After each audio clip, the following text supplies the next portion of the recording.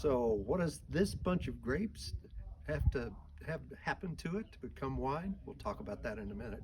Hey, I'm Mike, and this is Temple on Wheels. Thanks for joining us this week. So, last Sunday, we went to a church called Stone Ridge Church in Yuma, Arizona, and the worship service was absolutely fabulous. And one of the songs that they sang was a song called New Wine.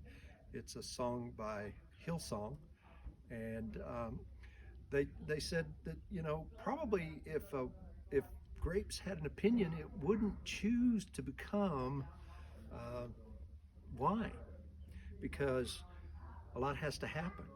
The wine, the grape has to be crushed. It has to be pressed. It has to be fermented, and probably the end result is it's not going to look anything like this bunch of grapes once it becomes wine. But here's the deal: when it becomes new wine, when Jesus makes it new wine, it's much better. There's a story in John's Gospel where Jesus and his mother and his apostles got invited to the wedding at Cana, and they ran out of wine. And Jesus' mother came to him, Jesus, and said, "They're out of wine." And he said, "That's not my problem." I'm paraphrasing here. It's not my time.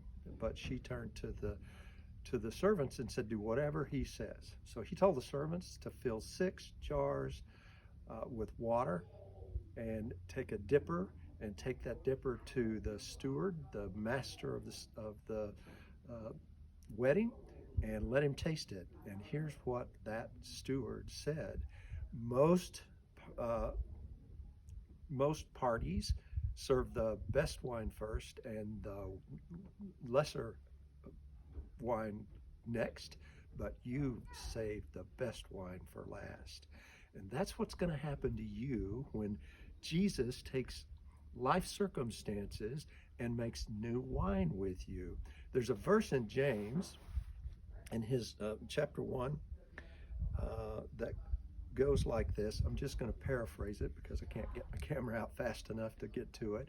But it says, "Count it all joy when trials come your way, because it's those trials that are going to take and perfect your patience, and that is what God wants to do with you." So what's going on in your life right now that Jesus is trying to make new wine out of? Is it a trial? Is it an illness? Whatever it is, are you fighting him? The other day I saw a sermon from Pastor David Jeremiah, and he said that uh, once he recovered from cancer, his phone started ringing about people calling him wanting to know. They'd just been diagnosed with cancer, and they wanted to know what he had to say about his cancer and his recovery. I'm sure Dr. David Jeremiah didn't pray, "God, give me cancer so that I can better serve you and your people who have had cancer." But the result of that is he gets calls all the time, and his phone never rang about people wanting to know about cancer. And that's the whole point of letting Jesus turn you into new wine. Thanks for joining us today on Temple on in Wheels. Kingman, Arizona. We are in Kingman, Arizona.